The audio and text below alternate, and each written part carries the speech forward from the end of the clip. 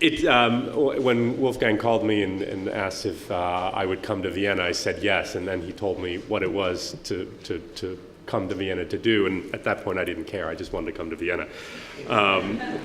Vienna is such a wonderful place, and but seriously, it is an honor and a privilege to be here to talk at this conference, and I think the idea and the work that the university has done to set up this organization is tremendous.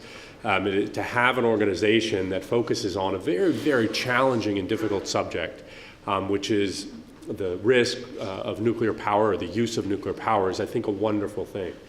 And to do it without any of what have become almost traditional affiliations of organizations, either for nuclear power or against nuclear power, which I think hampers the ability to look at this technology and talk about it in a way that's honest, that is insightful and informative. So it really is, I think, a wonderful thing that is happening here, and it's really an honor for me to be here to talk to you today. I'm going to talk about the ideas of risk and a little bit about safety, not as a technical person, but rather from the perspective of a policymaker who had and has to make decisions about a very complicated technology. So some of the things here I'll say when I just talk about risk will appear basic, but the idea is to talk about it and give you an impression of how these things appear to policymakers and how policymakers have to address these kinds of challenges. So for nuclear, I'm just going to start with a little bit about, quite frankly, why this technology is still around. I mean, if somebody were to have said to you, we had Chernobyl and everything that happened with Chernobyl, and yet today we still have nuclear power plants. We still have nuclear power plants of that design. And then somebody said, well, and then Fukushima happened. And then somebody said, well, do you still have nuclear power plants? And the answer is yes. And I'm going to talk about why that is. And it's not a simple thing, I think, to say that it is. Then I want to talk a little bit about risk, and I'll talk to you about how one of the most basic ways that the Nuclear Regulatory Commission tried to define risk. And I'm going to talk about why I think that is or isn't particularly useful. And then I'm going to talk about a real case. Okay, so we have all these ideas about risk. Now, what happens when you've got an accident? And then finally, I'm going to just talk a little bit about what's happening in the United States and why. And when I talk about that, it may appear that it's unrelated to the first two things, but I'll try at the end to explain to you why I think it is. Let me just begin with a very brief look at what's going on in the United States. Energy and electricity, they play a tremendous role in our lives today. In the United States, there's this tremendous image that I remember from a few years ago when there was a very big storm that impacted, actually wasn't a very big storm, but it was a storm that did very, very big impact in the United States. It was called Superstorm Sandy. It was essentially a weather system and a hurricane came together and caused tremendous flooding in the city of New York. And there were these images of people. I mean, there was, no power, no electricity, and people were desperate to find a place to plug in their cell phones.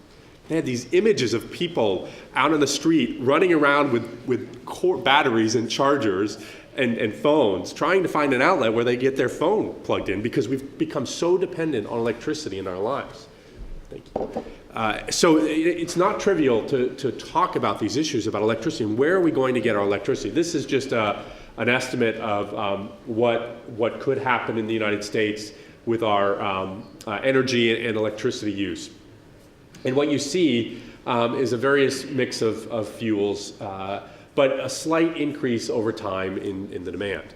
That demand may go up, may go down a little bit, but bottom line is it's going to be larger, at some point larger than what it is today. So not only do we need to deal with the challenges of maintaining existing infrastructure, but that infrastructure has to grow as the needs grow. This is a slide that I took actually from METI, from Japan. And it just shows, again, internationally, that the phenomenon is one of ever-increasing energy and electricity use. So there's going to be a continued need to try and match the expectations for growth and demand in energy and electricity use with the generation. So when we think about nuclear power, in my mind, there are essentially three reasons why it still exists today as a way to try and address these these energy needs. One, let's be honest, there are countries that wish to maintain the ability to develop nuclear weapons. They may not say that actively and openly, but that is certainly a reality of this technology. That is certainly a reason why. And I think in the Middle East, we will start to see more countries pursue nuclear programs. Some of that may, in fact, be as a way to keep open the possibility of eventually developing a nuclear weapons program. There's often a need in countries to have a diversity of fuel supply. Probably the best example of that is in Japan, where there's a tremendous limitation on natural resources. The United States is in a very different situation. We have almost every natural resource you could think of, whether it's solar, natural gas, coal, uranium. We have almost everything possible to have an energy mixture that is truly of our choice. So that is one that's not necessarily the most important in the United States. And then finally, there's a wish among many countries to abate the impacts of carbon emissions and get to a carbon-free or carbon-reduced energy supply. And in many places, nuclear is considered to be key to solving that. I think one of the greatest policy challenges or policy questions of probably the 21st century is whether, in fact, you can have a carbon neutral or a carbon free energy supply or electricity supply without nuclear. In the United States, there are people who firmly believe it's impossible, and there are people who firmly believe it is possible. One of those groups is probably going to be right, and time will tell. Germany, I think, is a good example of a country that's embarking on that. Japan is also, to a large extent, dealing with that issue. So that's a little bit of the backdrop of why this is still an issue. So very briefly, this is, again, a little bit of a history of how things developed, to give you a historical perspective of how things develop in the United States. And the first one is something that whenever I talk to people at the Nuclear Regulatory Commission, whenever I would talk often to technical audiences, I always like to start with the fact about what safety is. We talk about this term safety and the safety of this, safety of that. Well, it's important, and I would often remind people I was trained as a physicist, never really practiced as one, but was trained in one, and I told them there was never a textbook or a formula that told me whether something was safe or not. Safety is inherently a societal decision that's made up of a variety of different more ethical, scientific, and technical factors that play into that. And in the 1960s and 70s in the United States, there became a movement developed that became very strongly opposed to the use of nuclear power. And there were a lot of scientists and engineers who believed that that wasn't quite right, that the people who were worried about this technology were missing something. And so the idea was to come up with a new way to try and compare different hazards, to try and figure out, whether it was fine to have a nuclear power plant in your community. And the simple idea, one of the very first risk assessments of nuclear power done in the United States was something called WASH 1400, which was a study done by the predecessor of the Nuclear Regulatory Commission and then finalized by the NRC. And that study attempted to try and categorize where all the risks were in your life. So, driving your car, living near a nuclear power plant, and it turned out that by orders of magnitude, according to this study, living near a nuclear power plant presented much, much less risk to your health than driving your car every day. So the case should have been closed, right? Nuclear is fine. Well, it wasn't. And that's what I'm going to talk to you a little bit about and why these ideas of risk are so difficult and so challenging. But at the end of the day, it's important to remember what this all is about. Is when we talk about safety, we're talking about a societal decision. And some societies are going to weigh different factors more or less than others. It doesn't make necessarily one right or one wrong. It just is a reflection of the realities of the challenges that any particular society faces. And I hate to always refer to Japan because they're dealing with the aftermath of Fukushima. But for them as a country, they're faced with a big challenge now of trying to replace an electricity fleet. And it has real-world implications. It has implication on their economy. It's an implication on their greenhouse gas emissions. So, and at the same time as that's happening, when almost you would think that they would be more willing to relax their concept of risk for nuclear, they've actually tightened it. So at a time when they would be most societally driven to use their nuclear fleet, they're actually moving the other way, which is to make it more difficult to use the nuclear fleet because of a ratcheting of the acceptable level of risk. So all of those are different societal factors that go into how we define these ideas. And the key that I want to be left with is that risk and safety are not the same things. And I think as you've set this program out, you talk about safety as kind of the acceptance of the residual risk. And I look at it from a slightly different way. I look at safety as the public policy decision about what choices we make to do or do not do something that has a hazard. And risk is one of the inputs to that, but risk is not the same thing as safety. Risk is not a determination, risk is information. It tells you data and information about something. It doesn't tell you what to do with something. And that's a very important distinction, and for a policymaker, that is very, very important. Because ultimately you have to decide. I always would tell people the simple idea that, I'm going to use US terms, in the US, the public safety limit is 100 millirem, that's 0.1 millisievert. Okay. I always would joke with people that it's amazing how nature works in round numbers. But 100 millirem is a safety standard, and it is a policy decision. There's no real reason why it wasn't 100.965 millirem, other than as policymakers, you like to work in round numbers. Nobody wants a standard that's 101.2679. But you could do a calculation to get you that number. So that's the difference between safety, ultimately, and some of these other issues. So, what is risk? And again, I'm going to lay this down, and then I'm going to probably break it. And I think it's most important when we talk about risk to remember the latter definition of risk is the triplet. And when you do that, you get away from the single number. It's probably one of the worst uses of risk in the public policy arena is to boil it down to a number. Because then it allows, I think, for risk to be equated with safety. Because we have a number, we can set a standard, and that standard is equivalent to a risk number. So risk, we can think about, it's often, and again, this is thinking about it as policymakers thought of as a number. Some probability of something happening times the consequence.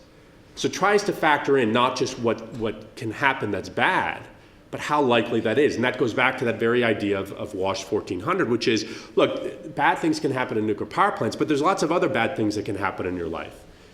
So where is this on the scale of all those other things that can happen?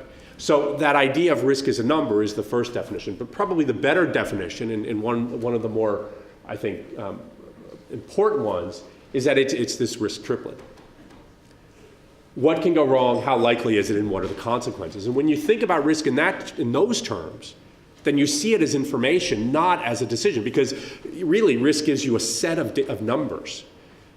For any nuclear power plant, you have various things that can go wrong. The probability of all those things is some value, and then you can look at what the consequences are.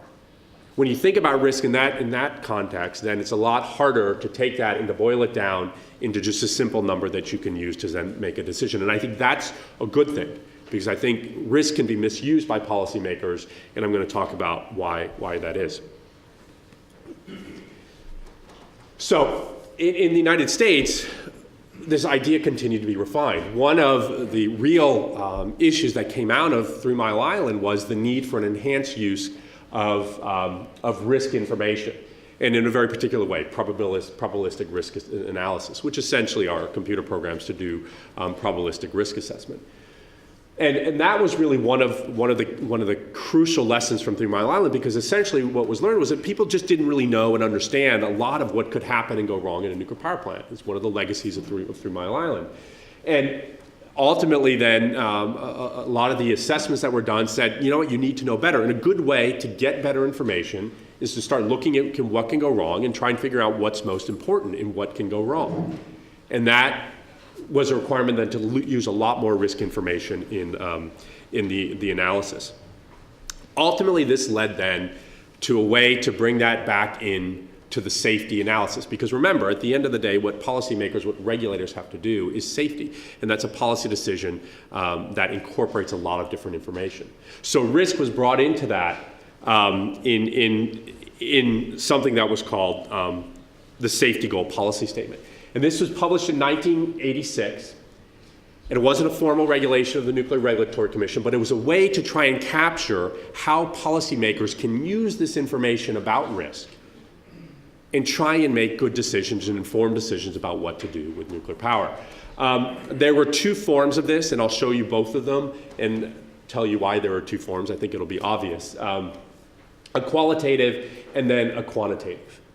And remember, one of the ideas behind this was to try and figure out an objective way to talk about safety so that, if you're a regulator like I was going to talk to Congress and somebody says to you, is this nuclear power plant safe? You can say yes or no. Well, that's a very, very difficult thing to do, and you really can't, you say it and you have to, but it doesn't mean what everyone thinks it means. It's not as binary as it appears. And I did a lot of that after the Fukushima accident. People said to me, well, are the nuclear power plants in this country, in the United States, safe? And my answer was yes. We have a program at the Nuclear Regulatory Commission. We think they meet those standards, and to the best of our ability, we think they do, and so we don't see an immediate problem with nuclear power plants in the United States. I said, but we're going to look at everything we think and we know about nuclear power plants, and if we learn something, then we're going to fix them. And in fact, we found that there were things that we thought we could do better. And in fact, if you look at the Fukushima accident, there was very little that happened at that accident that was not a known problem. And so it really was, I think a unique challenge. But the whole idea with this concept for a policymaker, and in the United States, the development of risk assessment and risk analysis was really to be able to answer this question definitively one way or another. Is nuclear good or nuclear bad? And in fact, really what it tells you and what it's useful for is understanding and knowledge and information, not making that decision good or bad. That is ultimately a societal challenge and a societal question. So how did people want to put this into a framework? Well, they were to come up with a qualitative assessment of risk. And it really had two parts. That individual members of the public should be provided a level of protection from the consequences of nuclear power plant operation such that individuals bear no significant additional risk to health and life. Okay? It sounds very reasonable. I don't think there's anything up there that anybody would disagree with, right? If you build a nuclear power plant, it shouldn't impact your life, the operation. It shouldn't worsen your health more than eating a hamburger once a week. Societal risks to life and health from nuclear power plant operation should be comparable to or less than the risks of generating electricity by viable competing technologies and should not be a significant addition to other societal risks. So here, this is one where it starts to tighten it a little bit. It says not only do we not want to be worse than any other way of generating electricity, we want to be better. Okay? Now, as a policymaker, this is completely useless. I don't know what to do with that. I can't write a regulation built around this. I don't know how to calculate all of these things. Nobody can actually calculate your complete societal risk from everything. If you look it should not be a significant addition to other societal risks. Well, as a regulator, you don't have the capability to calculate all societal risks. So while good from a discussion perspective, this was not particularly useful from a decision-making perspective.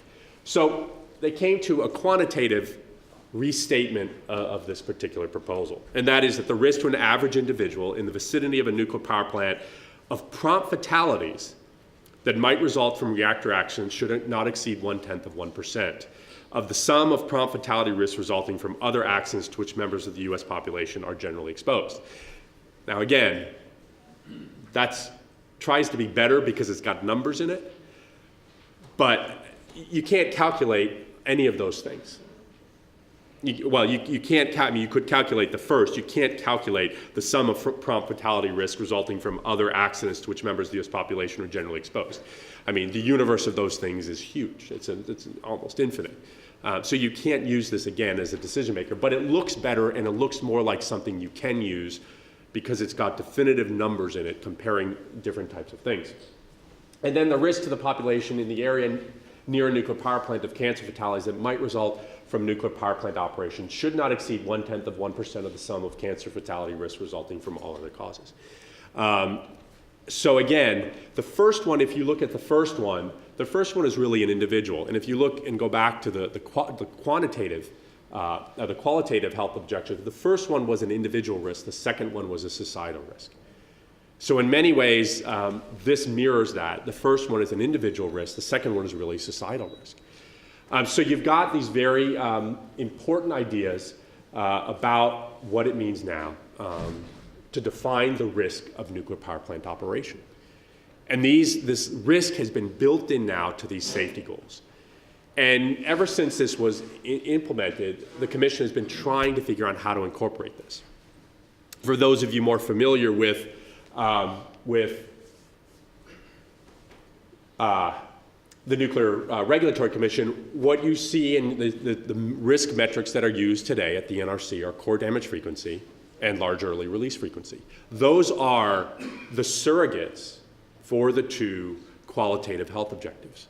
Core damage frequency is intended essentially to be a replacement for this one, the individual risk, because essentially it gets to the occurrence of accidents. The population risk gets to essentially releases. So the surrogates most commonly used today are core damage frequency and large early release frequency.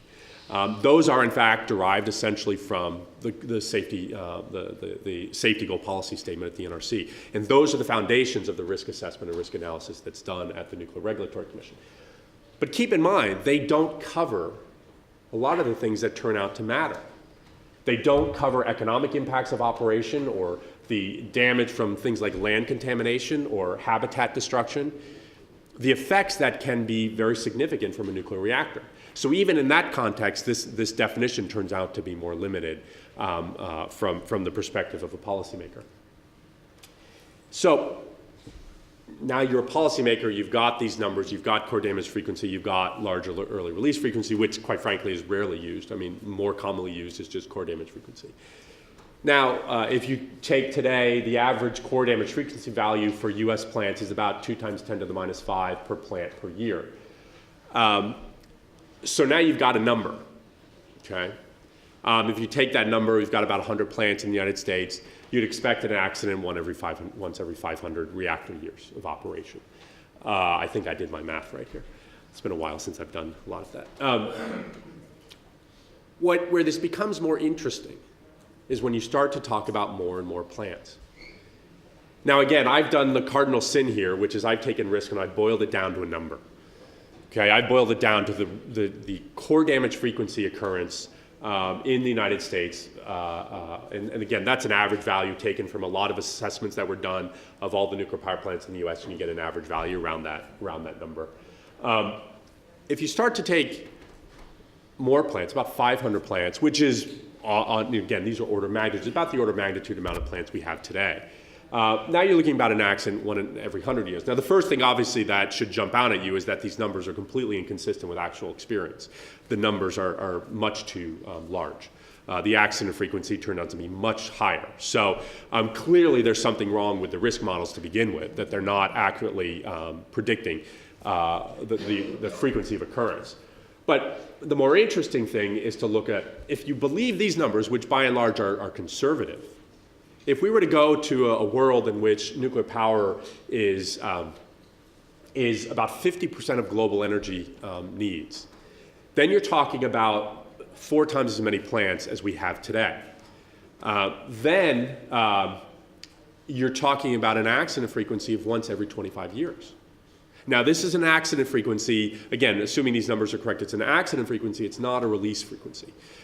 So you could take, depending on the reactor type, anywhere from another factor of, say, 5 to 10 reduced occurrence of releases.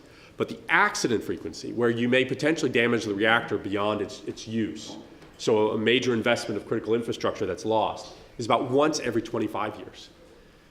That's closer to the kind of frequencies we have now. And the question is that acceptable to society when it happens?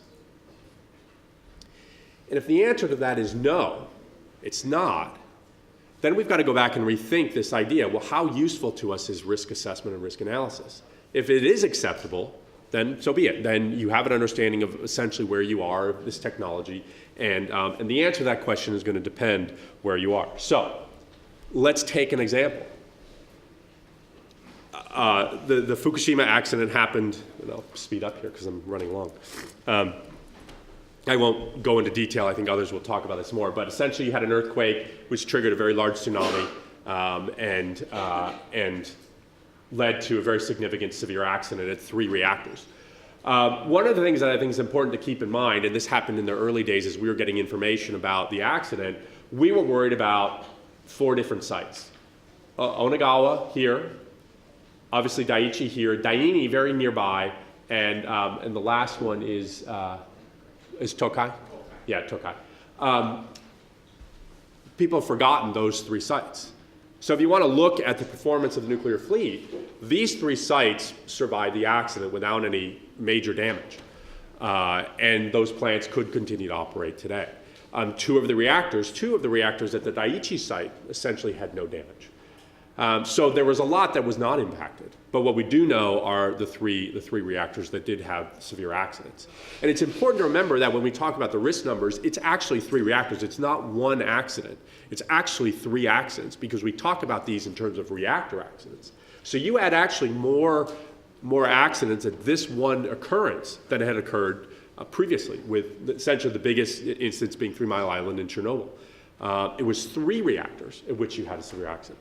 So I won't spend a lot of time. I mean, I think people know mostly what happened. Again, the primary issue was you lost power to the site. Known issue. The risk assessments that have been done at the NRC show that the worst incident you can have is a total loss of power at the site, a so-called station blackout event. That is known to always lead. There is nothing you can do. You will get core damage. You will get a release. Well known. Here was an example. In many ways, it played out very consistent with what the models showed would happen. One of the biggest, I think, incidents that occurred was the hydrogen explosion. Now, and I bring this up because in a lot of the risk models, hydrogen is an issue that is supposedly dealt with. You have venting. These plants had venting. I was asked that question after the accident. Well, what's different about U.S. plants? So we have our Mark I reactors have hardened vents. Well, they had hardened vents here. The containments are inerted. Well, the hydrogen got into an area, secondary containment, where it wasn't inerted. So all of the things we thought would fix this. This was a fixed problem in the nuclear safety world, hydrogen explosions. But it was really one of the keys that allowed this to really develop into a severe accident in my mind. The hydrogen explosion at Unit 1 did tremendous damage to that unit, made it essentially irreparable, and contaminated the remaining area, so it was extremely difficult to do work around the site. So this was a key part of the accident. And I will just say, if you look about what happened, the key to think about here, and the key that I always talk about when I talk about the accident, is the time frame. Okay, most of the risk models that are done in the United States end at 24 hours, because by 24 hours, the accident is assumed to be contained. Nobody doing the modeling expects that beyond 24 hours, you would not be able to contain the accident. Well, in Unit 2, in Unit 2, it was 3 days after the tsunami that water dropped below the top of active fuel. 3 days. Okay, Unit 3, it was about 2 days that water dropped below the top of active fuel, and it was after 3 days that you had another hydrogen explosion. So if you look at the risk models tell you that the accident's over after 24 hours. So there's a weakness in the modeling that was done in the United States, and then in Unit 4, again, about 3.5 days later, you had the hydrogen explosion. So this accident in that sense, wasn't consistent then with the modeling. I'll skip this to talk about some other things. So what happened? Right, this is probably not an incident, an accident that is going to do anything that's related, and I'll show you that in just a minute, to the qualitative, to the health objectives that the United States has laid out. This was primarily an incident that led to the mass evacuation and relocation of about 100,000 people. That's not covered in the NRC safety goal policy statement. Okay, people were eventually moved. The cancer incidence and the cancer rates will largely be minimal, and could in fact be consistent with the safety goals. It would be very, very difficult to know. But however crude and ineffective the evacuations were, they eventually moved people in a way that they probably didn't get a significant radiation exposure. Again, some people may question that or debate that, but it's not obvious that they did.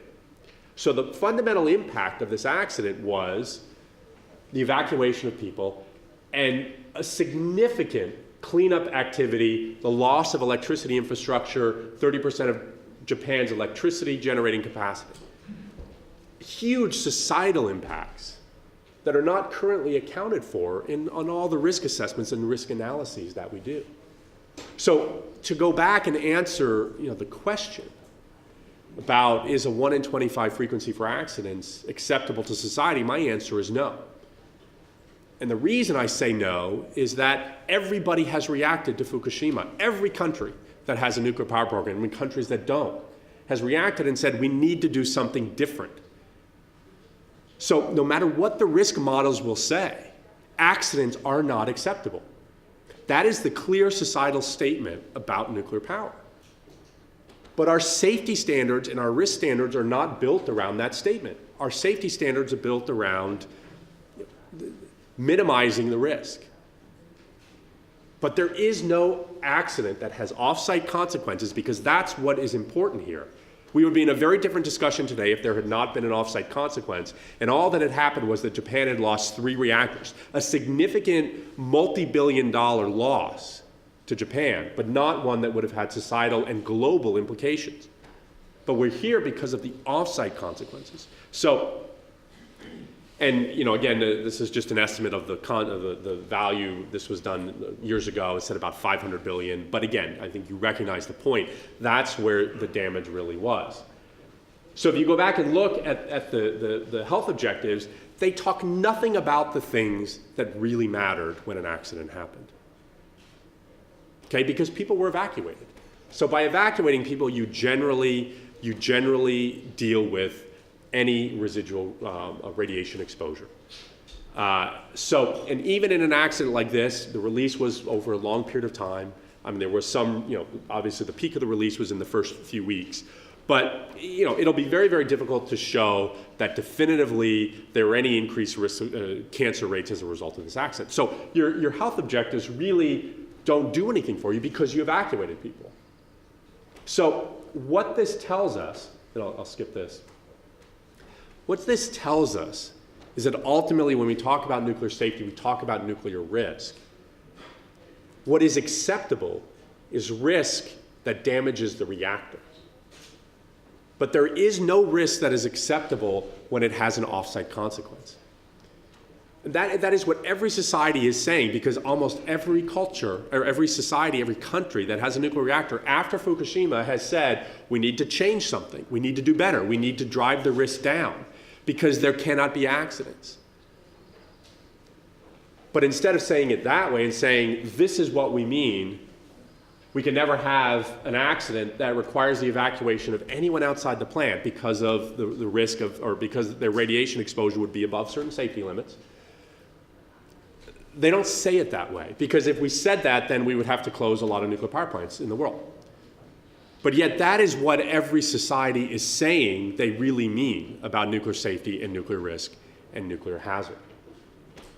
So I think, and I'll get briefly to, I know I'm a little bit running over, I'll get briefly to the future of nuclear power, but if we, in my view, if we want to have a discussion about nuclear power, I think you need to start with that premise.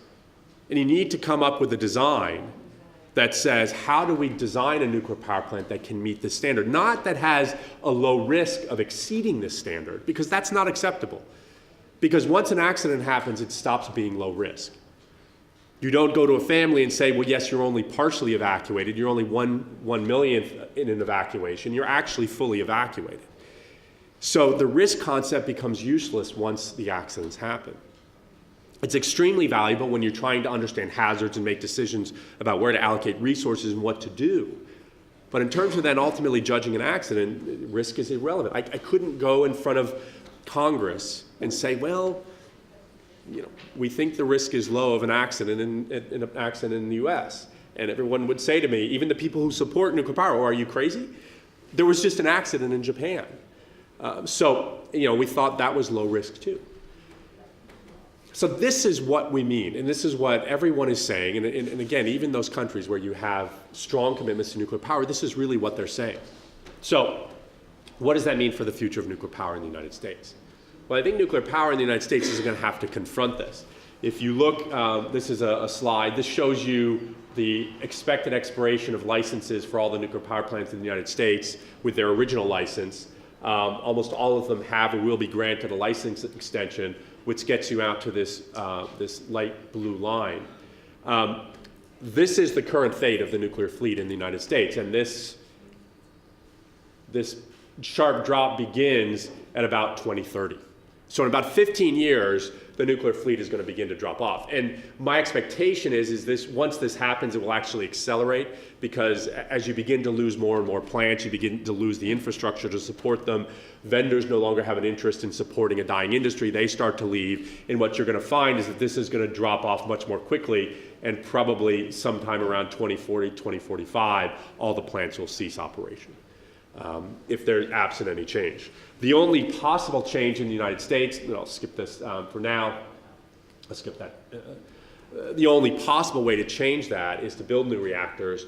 Currently there are 4 newly licensed reactors under construction. There's one old plant that was never finished that's being completed.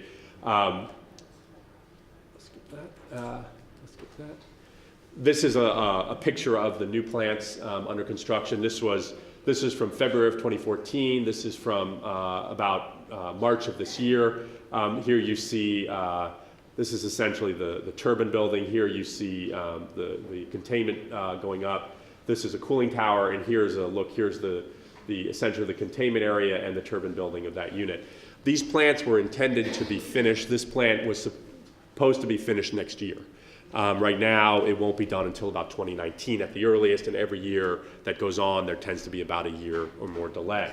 So right now, they're running about 3 years behind schedule and $1.5 billion over budget for these units. So if we go back to this chart, here is assuming these units actually come into operation and operate, for 40 to 60 years, or you pick a time frame. This is what the new replacement for these decreasing reactors will be. So essentially, you've got an industry that will go away.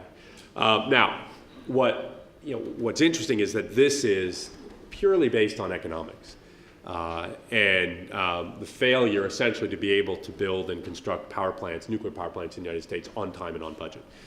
When these plants were licensed, they were licensed while I was chairman of the NRC. We had about 30 applications, about 30 reactors under consideration for new reactors. As I talked to the people who finance these projects, investment banks on Wall Street and other places, they told me that there was essentially enough funding and willingness to allocate capital for 4 units. 4 to 6 is what they said. Well, it turns out that essentially 4 are being built. At the time, every industry person said, and every Wall Street person was involved, these have to be built on time and on budget. Otherwise, there won't be any interest in investing in nuclear reactors in the United States. Clearly, they have failed to meet that standard. And so it's very, very unlikely that you will see additional reactors built in the United States, which means that this industry is going to eventually go away. Now, I talked to you a lot about risk and these ideas about the things that matter. Why is that relevant to this? The reason it's relevant to this is largely because of the cost of reactors. Reactors are not expensive because nuclear energy is expensive. Reactors are expensive because to satisfy even the safety standards as now kind of believed, you need significant capital infrastructure. You need a large containment structure. You don't need a large containment structure to generate energy. You need a large containment structure to contain releases in the event of a release. You need redundant triple and treble amounts of power supplies to prevent a release from an accident. So the reason that nuclear power plants are so expensive is not because the energy generation component is expensive. In fact, uranium is an extremely energy-dense material, and from that perspective, should be able to provide electricity relatively cheaply compared to almost anything else. Nuclear power plants are expensive because of the safety needs, because of the way the technology is currently developed. So when I talk about this idea, for safety meaning no evacuation, I don't mean that you have an impermeable containment, because there's no such thing. I mean you have a reactor design that post-shutdown can never get into a configuration or situation in which you generate too much energy, too much pressure to be able to contain the radiological material. Now, there are ways to design plants that do that today. I mean, this isn't fantasy science fiction things. You can do that today. Obviously, smaller reactors have that characteristic. If you significantly reduce the power level, even in an accident without a containment, you're not going to contaminate a larger area. It's simple physics, right? You can define an area around the plant, and you would have some area that would be contaminated, and then you can define a fence line, and beyond that you wouldn't contaminate anything.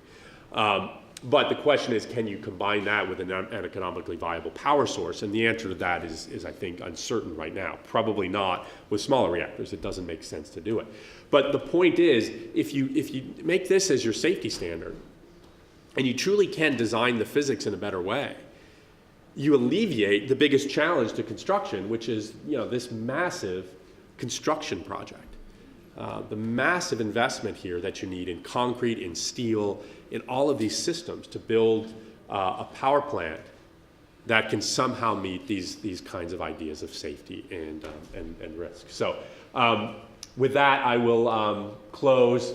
And again, just try and sum up here what I'm trying to say is that I think safety it's important to keep in mind, safety is a societal policy decision. A big input to that is ultimately going to be the risk and the way that we look at risk. But we have to rethink risk for sure. We have to bring in all these other factors like evacuations, like economic impacts. We can't just define risk in this very limited way of cancer, essentially equating the risk of a nuclear reactor to cancer. The accidents have done so much more than that. So we have to look at all of these societal factors. What does it do to the economy? What happens when we lose the infrastructure? What happens if we have to shut down all plants because there's an accident one? These are the real phenomena that occur following nuclear accidents. And ultimately, we have to listen to what society is telling us about what safety means. And it means it's not acceptable for reactors to have accidents that cause off-site consequences. I don't think there's anyone that would disagree with that. So I don't think they'll be solved with a new generation of reactors in the United States. And no one is really looking at thinking about it this way. But I think if you're going to be realistic about this technology, this is the question you have to be able to answer. Absent some significant change in the U.S., the industry will fade out and eventually disappear and will be replaced with something else that's probably cheaper, probably able to be built more timely. So with that, I thank you for your attention and apologize that I went a little bit over. So thank you.